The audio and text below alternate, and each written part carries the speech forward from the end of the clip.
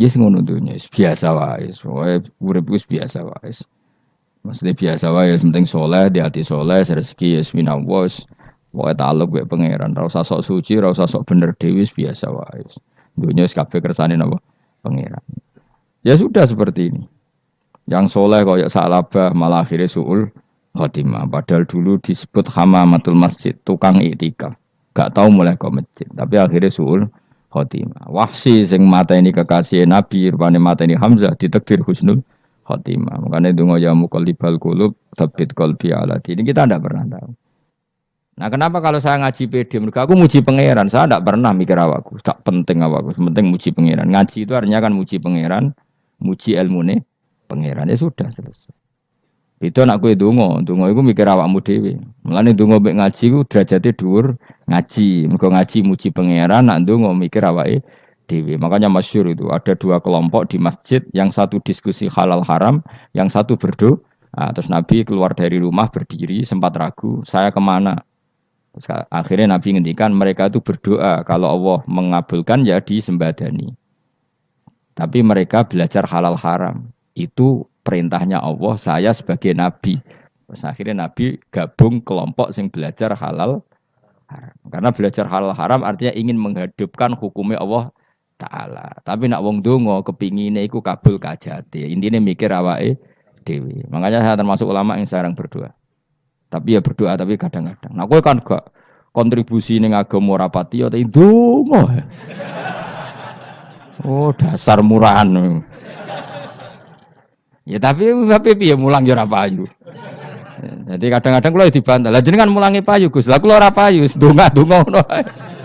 Ya tapi aku ngerti pangeran ra bakal nyembadani barno ra wis. Pangeran yo paling sedikit sithik ngono cukup.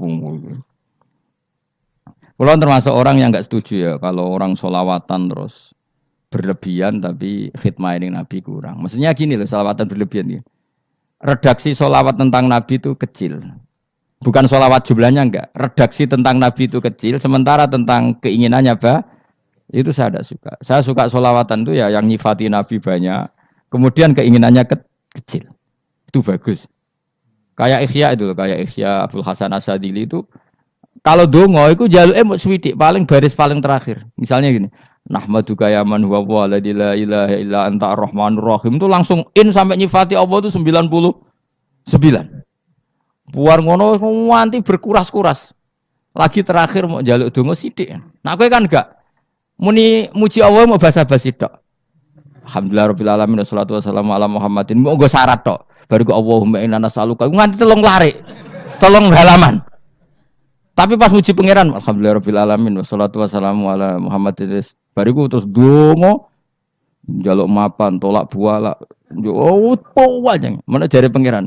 Muji kekasihku suwi dik dongane kecangkeman. Lah saya tuh gak suka jenis itu. Harusnya sholawatnya itu yang panjang. Maksudnya nyifati Nabi yang panjang. Baru mintanya sedikit. Itu bagus sih. Di akhlak. Makanya saya di antara sholawat yang senang itu sholawatnya Habib Ali Al-Habsyi yang ngarang Simtutura. Kalau beliau baca sholawat itu sholatan yattasilu biha ruhul musolli alaihi bi. Fayam basitu fi qalbi sirru nuri ta'alluqi bi wa hubbi. Wa yuktabu biha bi inayatillahi ta'ala fi hisbi. Jadi dia baca sholawat itu, ya Allah berikan sholawat kepada kekasihmu Muhammad.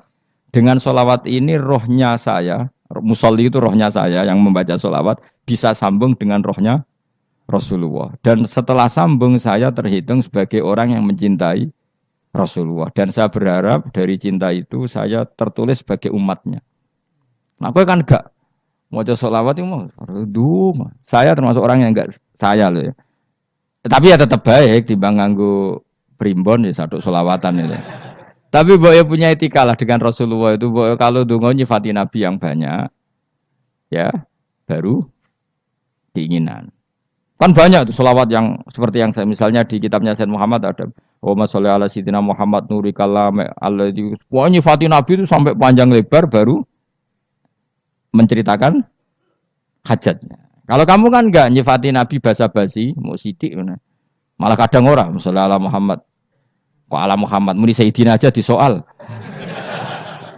Misalnya terus Bariku dungane apa? Panjang. Saya termasuk yang enggak setuju karena itu menurut saya kurang etika. Makanya Rasulullah itu kalau berdoa kalau sudah nyifati Allah coba tak beri satu contoh saja doanya Nabi. Alhamdulillah hamda yuwafi ni'amahu wa yukafi'u mazida ya rabbana lakal hamdu kama yanbaghi li jalali wajhika 'azimi sultanik la nuhsi sana'an 'alaika anta kama asnaita 'ala nafsik. Itu sudah berapa itu nyifati Nabi. Itu belum doanya tuh. Nah, kamu kan enggak Allahumma alhamdulillahirabbil alamin Allahumma ya Allah di hajati gremeng tok itu. Seramutu tenan. Jeneng gak bakat wali. Nah, cara kula iku sisih ngono. Kula ya sering ngamini dongane wong ngono niku, tapi ning atiku amin itu maksudnya amin barno mawon Gusti. Dadi aku amin tapi amin kuwi barno mawon Gusti. Wong ora jelas ngono berarti. Dadi aku muni amin tapi amin barno maksudnya. Ya Allah barno amin ngono maksudnya. Jadi karena tadi setahu saya doanya para nabi, para wali itu memang seperti itu. Ya coba itulah doa tadi aja yang saya sebut itu berapa kalimatnya. Apa? Alhamdulillah hamda yuwafi ni'amahu wa yukafi mazida ya rabbana lakal hamdu kama yanbaghi li jalali wajhika 'azimi sultanik la nuhsi sana'an 'alaika anta kama asnaita 'ala. Enggak terhitung pujian saya kepada engkau sebanyak engkau memuji pada diri engkau sendiri. Allahumma inni a'udzu biridhoka min sakhatika fi mu'afatika min uqubatika wa bika minkal. Allahumma sholli bi haqqi jabarutika wa bi khawas. Kan panjang sekali doanya wali-wali itu, tapi semuanya mensifati Allah.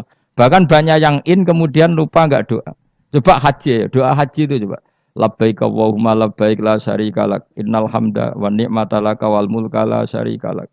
Wa ni'mat itu kan labbaik saya siap melaksanakan perintahmu ya Allah sakdeng. Engkau yang punya pujian, engkau la syarika lak kalau itu malah enggak ada, jarang malah ada doanya. Itu kalimatnya talbiyah semua.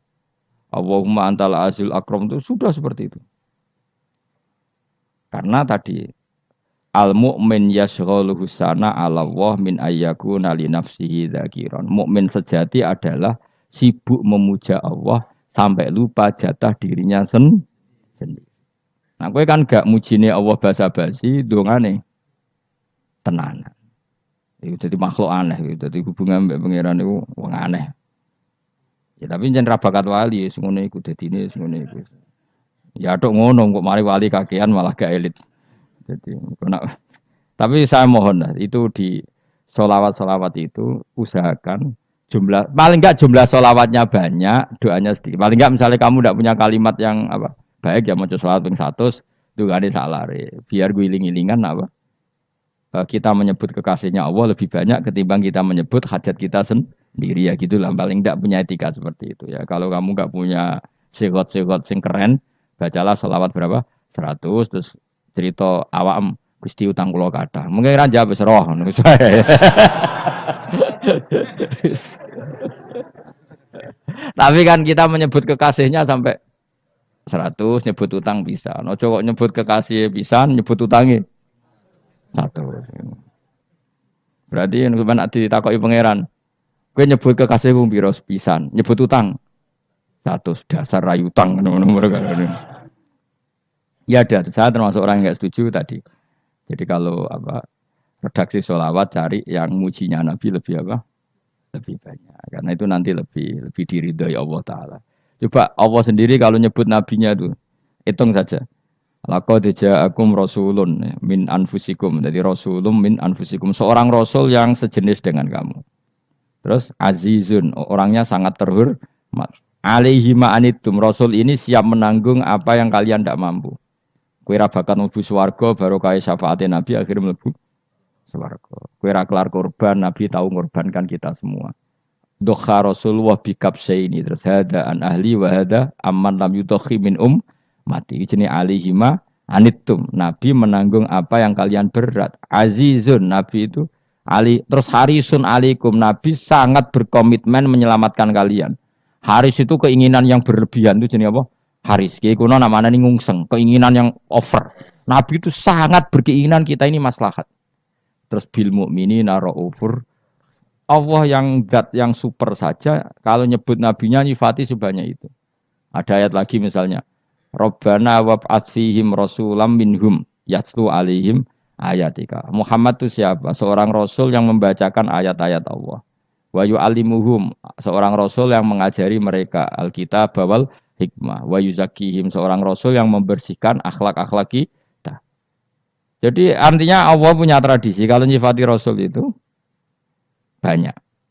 Juga nyifati orang-orang sekeliling rasul. Makanya menurut saya madzhab Syiah itu enggak pas. Karena Allah kalau nyifati Rasulullah itu jika nyifati orang-orang di sekeliling Rasulullah. Dan itu dengan pujian. Yaitu Muhammadur Rasulullah walladzina ma'ahu asyidda walal kufar ruhama'u bainahum tarahum ruk'an sujada yabtawuna fadlan minallahi warid wa nasimahum fi wujuhim min atharis sujud. Itu kan panjang sekali. Dan orang-orang sekeliling Muhammad adalah begini. Kayak apa Allah muji para ashabu Rasulillah? Masa kita ikut kelompok yang menghina ashabnya apa? Rasulillah. Makanya kita tetap madzhab ahli sunnah apa? Wal jamaah, yaitu mencintai semua sahabat. Karena Allah saja yang Tuhan mensifatinya dengan sehormat itu. Mensifati apa? Ashabu Rasulillah. Disifati orang-orang yang saling kasih sayang sama orang mukmin. Tarahum ruka'an, sujud dan komitmen hidupnya untuk rukuk dan sujud. Simahum fi wujuhim min asari sujud. Sudah asari sujud tidak usah diterjemah, nanti sensitif. Cuma setahu saya asar sujud itu nanti setelah di akhirat orang sering sujud itu jabahnya itu ada nurnya. Tapi kalau ada yang nafsirkan asari sujud itu warna tertentu ya semboy itu sensitif. Yang jelas asari sujud itu ya sudah seperti itu. Seneng kamu kok hasut. Kowe nyen provokator, nak ono apa ya?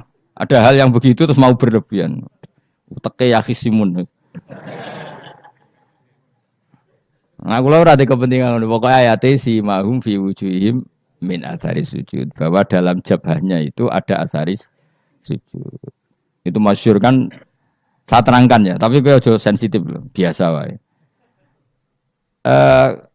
Suatu saat Rasulullah itu ngendikan begini, nanti saya kata Nabi akan nyafaati kalian semua. Sahabat-sahabat tanya, ya Rasulullah dengan sekian miliar orang bagaimana kamu mengenali kita? Saya ulang lagi, suatu saat saya nanti akan nyafaati kalian, karena saya kenal kalian. Maksudnya di akhirat. Ya apa? Di akhirat. Terus sahabat tanya, ya Rasulullah bagaimana engkau mengenali kita sementara nanti di akhirat bermiliar-miliar orang gitu. Terus Nabi ngendikan gini, jika kamu punya unta dengan tanda tertentu, saya ulang lagi, jika kamu punya unta punya tanda tertentu, dalam jidatnya ada begini, dalam tangannya ada gini, dalam kakinya ada gini. Maka apa kamu bisa membedakan untamu dengan unta orang lain? Ya bisa ya Rasulullah, karena unta kita khas.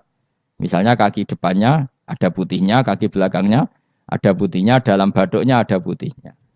Kata Nabi, inna ummati yud'auna yaumal qiyamati hurran muhajjalin min asaril wudu. Nanti umatku nanti wajahnya juga bersinar, tangan kakinya juga bersinar. Jadi asar itu saya pastikan secara riwayat itu akhirat, maksudnya tentang akhirat. Tapi bahwa yang di dunia ada yang memulai asar itu nggih monggo mawon. Loh itu bagus kan, artinya ekspresi percepatan. Enggak apa-apa loh, daripada kok kowe ora jelas ngene iki. Maksudnya ya orang ngetok ya pancen jarang sujud tenan. Wis ora usah sensitif, tapi yang jelas ya nanti. Ya sebenarnya kiamat ruang samu. Nanti hisab itu nanti kalau hitung hanya sekitar 3 jam. Hisabnya sak dunia itu hanya sekitar. Karena malaikat itu tidak kesulitan sama sekali. Tak warai ya. Ini enggak akan salah saya dalam hal ini karena riwayatnya sahihah. Kenapa hisab itu hanya butuh rubu'un nahar, 1/4 dari siang enggak? Anggap saja siang itu 6 jam atau 12 jam itu aja terserah. Kalau 12 paruhnya kan 6 ya. Seperti 1/4-nya berarti 3. Itu gini. Jadi nanti di mahsyar itu kan yaumatab yadu wujuh wa taswaddu wujuh. Yaudah yang kafir itu gelap, hilang. Wajahnya, tubuhnya semuanya gelap. Yang mukmin itu semuanya terang. Jadi sudah yang tabyadu wujuh atas suatu wujuh otomatis terus nyingkap. Terus pergerakannya itu delalah yang tabyadu wujuh itu ke kanan, yang taswadu wujuh ke kiri. Maka kamu jangan punya sinar yang kelap-kelip. Nanti kena bego yang karena nggak jelas tadi. Maka kamu harus sinarnya yang sejelas-jelasnya. Ghurran muhajjalin min asaril. Bila perlu nur kamu sampai menembus langit saat itu. Makanya ketika orang mukmin sudah nurnya ada di muka, ada di tangan, masih ngendikan Rabbana atmim lana nurona karena takut masih kena bigo tadi. Karena kalau hanya wudhu tok, sikil tok kan bayangkan di miliaran orang kan bisa agak kelihatan. Tapi kalau nurnya sampai nembus langit kan itu siapa kok nurnya sampai kan malaikat langsung tahu. Lane hafal Quran, alim kan insya Allah nurnya itu. Sama zaman itu masih berdoa Rabbana atmim lana sempurnakan nur kami. Karena nanti identifikasi malaikat berdasar tadi. Kalau ada nur berarti diletakkan ashabal yamin. Kalau nggak ada nur, ashabal shimal. Nah malaikat yang dibawa bigo itu kira-kira detail nggak? Dugaan saya kalau kelap-kelip pasti kena simal. Wah ini partai kiri. Mesti kan. Pemenang yang wudhunya mau dulet sirah tok sidik. Karena anak mazhab Syafi'i. Sebetulnya meskipun itu sebaiknya kalau basuh sirah itu kabeh ben ora kelap kelip aneh-aneh. Aneh-aneh pepesah terus dulat-dulet tok. Iku sok ben ya itu. Kelap kelip. Ya sudah ya. Setelah itu kata ngendikane pangeran yu'raful mujrimuna bisimahum fayukhadu bin nawasi wal aqdam. Orang-orang pendosa kelihatan maka diletakkan di kiri. Nah sama yang orang-orang baik simahum fi wujuhim min asari sujud. Jadi ayat itu jelas tentang akhirat. Tapi kira usah terus provokasi. Seneng kamu kok ya khisimun. Maksudnya provokator. Jadi nanti yang mukmin jelas nurnya. Lah nur ini nanti dengan kadar iman kamu, perilaku kamu. Ada yang kelap-kelip, ada yang. Nah, yang kelap-kelip ini yang kena bigo itu tadi. Nanti setelah kena bigo ikut ashabis simal, yang kelap-kelip disortir lagi malaikat yang bagian detail kan ada nanti. Lah ini terus ditubir neraka. Yang kafir benar-benar neraka, yang ini ditubir neraka. Nah, itu nanti ini yang ngel-ngelok Kanjeng Nabi digoleki ya ini itu. Mana sakit Kanjeng Nabi, mana ono kiai soleh darani, nek iso soleh dhewe sakit Nabi mergo terus goleki endi umatku sing kelap-kelip. Terus dicari disyafaati. Ya imma langsung dituruti Allah wa imma diumbasik ning neraka. Ya terserah rencanamu piye kon aku. Tapi yang jelas apa? Kiamat itu cepat sekali karena tadi ada identifikasi tadi. Makanya hanya cukup 3 jam karena tadi yang jelek kelihatan jelek, yang baik kelihatan baik. Makanya cepat. Ya oraful mujrimuna bisimahum orang pendosa dikenali lewat alamatnya yaitu taswaddu apa? Wujuh. Kalau orang baik dikenali lewat tabyadu wujuh. Nah, terus setelah nyingkir, ini ngono tak warai kiamat. Setelah nyingkir itu faduri babenahum bisuril lahu bab. Setelah tersingkir tadi terus lalu ada pintu penghalang. Pintu pemisah. Nah, pintu pemisah tadi yang sisi kanan langsung jadi surga, yang sisi kiri jadi neraka. Itu disebut faduri babenahum bisuril lahu bab batinu fi rahmatu wa dhahiruhu min kibalihil adzab. Yang pintu arah kanan otomatis wilayah surga, yang pintu kiri otomatis wilayah neraka. Nah, problemnya ketika penutupan pintu itu dah yang kelap-kelip itu katut kemana ini yang makanya kamu jangan malok partai yang apa? Kelap-kelip yang enggak jelas itu koalisi kemana? Kalau partai besar kan iso nyalon presiden, partai kecil kan ikut mana ini kan? Sing sak ngisore 1%, 2% ini kan repot. Loh coba misalnya nur kamu 2%, berarti gelap kamu kan 98%. Kira-kira malaikat mengkategorikan kemana coba? Ayo jawab. Gelap. Loh kok ada semangat. Padahal itu bagian dari kamu. Kalau satu tubuh itu sinarnya hanya 2%. Kira-kira kategorinya itu partai gelap, partai terang. Kok ada semangat kok. Berarti kegaruk kemana? Kiri. Tapi bisa saja malaikat cara berpikir gini. Tapi kok ada cahayanya ya? Padahal kata Allah, yang bercahaya ashabul yamin. Kan enggak ada bilang cahaya terang. Bisa saja malaikat, alhamdulillah berpikir begitu. Ya nanti kita rayu saja supaya berpikir ini kan, yang penting ada cahaya. Kan Allah tidak bilang terang apa kelap-kelip. Ya mungkin saja asal ada cahaya, dikategorikan lahu nur, punya apa? Nur. Tapi yang jelas saat itu pun yang sudah punya cahaya masih berdoa Rabbana atsmim lana nurona. Ya Allah saya mohon sekali nur-nur kami sempurnakan. Jadi ini saya bantu teman-teman yang hafid-hafid supaya tahu maknanya ya.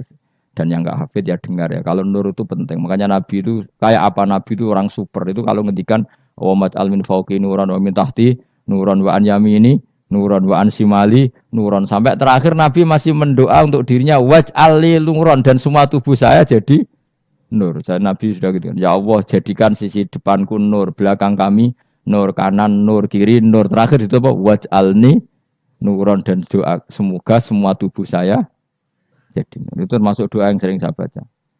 Karena saya takut kelap-kelip tadi, ini bahaya ini kalau malaikat. Saya tidak tahu cara berpikir malaikat tadi. Apa ngitung 98% maka dikategorikan apa? Gelap, apa dihitung nurnya saja? Wong instruksinya Allah kan yang ada nur ashabul yamin. Meskipun kelap-kelip kan punya nur. Saya tidak tahu nanti ikut 2% ikut mana kalau di partai koalisi itu. Ya, ikut yang menang biasanya, ikut yang apa? Ya paham ya, makanya saya mohon. Kalau wudhu itu usahakan sempurna, terutama wudhu sholat. Kalau nggak wudhu sholat itu sebaiknya nggak sempurna, supaya ada bedanya wudhu sholat sama wudhu tidak sholat. Rasulullah itu masyhur gitu ya. Rasulullah itu kadang tawaddu'a wudhu'an khafifan, wudhu yang sederhana, yaitu hanya sekali-sekali dan tidak sempurna. Ketika ditanya as-sholat ya Rasulullah, tidak. Misalnya saya habis makan, mau tidur, biasanya ya wudhu. Tapi tentu tidak perlu sesempurna kayak wudhu sholat, biar ada bedanya. Rasulullah juga gitu. Beberapa kali beliau wudhu, tapi tidak sesempurna wudhunya untuk sholat. Masyhur itu di riwayat itu. Tawaddu'a wudhu'an khafifan, duna wudhu'ihi lis sholat. Tapi kalau wudhu untuk sholat, asbaghal wudhu, menyempurnakan wudhu. Jadi supaya ada bedanya wudhu sholat dan wudhu tidak sholat. Saya gak wong ora iso ngaji, podo kabeh. Abu Bakar ya gitu. Ana wong poso sunat kok nyediakno buka, dimarahin. Istrinya pernah nyediakan buka beliau untuk puasa sunat. Itu embernya dipecahi Mbak Abu Bakar. Ditanya, kenapa gitu? Apakah kamu akan menyaingi Ramadan? Jadi gak boleh memperlakukan puasa sunat kayak Ramadan. Ya biasa saja kalau puasa sunat kok wah buka kolak opo. Ramadannya ya iri tuh. Ini gimana kok saya disaingi ini? Jadi kabeh itu ada proporsinya, ada apa? Makanya megang Quran ya wudu, megang wudu. Nah, tapi gitaran terus wudu, pengiran tersinggung. Piye kok menjegal gitar wudu? Jadi gak boleh kebaikan disaingi itu juga gak boleh. Bapak gue sergap wudu sampai nyekel gitar. Yo, Quran tersinggung, wasem itu gak sembrono kan. Malaikat panitia kan ya tersinggung. KB itu kan ada proporsinya apa? Ada proporsinya. Itu hebatnya Rasulullah. Jadi kalau beliau wudu, bahkan wudu itu wudu li sholat sama tidak sholat itu. Misalnya sholat sunat tuh kamu mampu ngadeg boleh nggak duduk? Boleh. Kalau sholat fardu nggak boleh, biar ada bedanya. Fardu itu spesial, nggak boleh, harus berdiri. Kalau sunat pun harus berdiri. Fardu tersinggung, iya sunat kok nyaingi aku kan gitu. Ya makanya sholat fardu wajib berdiri ya. Sholat sunat boleh duduk meskipun mampu loh ya. Nggak boleh sama. Sholat sunat pun harus berdiri. Berarti ada sunat menyaingi fardu. Ya jelas ya, jadi aturan main itu harus jelas, nggak boleh. Makanya Abu Bakar itu nggak mau kalau ada orang puasa sunat kemudian apa? Abdullah bin Mas'ud lebih parah, dia itu tukang nyuwepeng orang yang selalu sholat duha. Makanya saya itu duha itu jarang, karena takut kena sweepingnya siapa? Abdullah bin Mas'ud. Itu ada orang khusyuk tiap hari duha, diswepeng sama dia. Apakah kamu menjadikan sholat ini jadi fardu? Kok mbok lakoni bedino? Awas nang mbok lakoni bedino. Di era akhir duha dilakoni bedino. Perkara ini butuh duit. Itu kalau zaman Abdul Mas'ud kena sweeping apa? Karena berarti menandingi fardu. Yes, kira usah anut ilmuku bahaya itu di sensitif. Cuma ini kan ilmu tetap tak utarakan. Biar kamu tahu, enggak boleh fardu disaingi itu enggak. Coba kan banyak ketentuannya tadi. Contoh paling gampang itu apa? Kalau sholat fardu boleh, nggak boleh apa? Duduk. Sholat sunat boleh duduk. Sholat sunat boleh di kendaraan sesuai jalannya kendaraan. Ainama tawajjahat bi rohilatu. Kalau sholat fardu, kalau kamu naik unta harus turun untuk memastikan di kiblat. Jadi banyak sholat sunat kamu dalam keadaan najis sudah tidak boleh dilakukan. Kalau sholat fardu, karena saking pentingnya fardu, meskipun dalam keadaan najis tidak menemukan alat sesuci harus tetap sholat. Jenenge sholat dihormatil waktu. Karena enggak boleh fardu ditinggalkan. Meskipun nanti harus iadah. Karena enggak boleh mengalahkan fardu Meskipun itu oleh najis.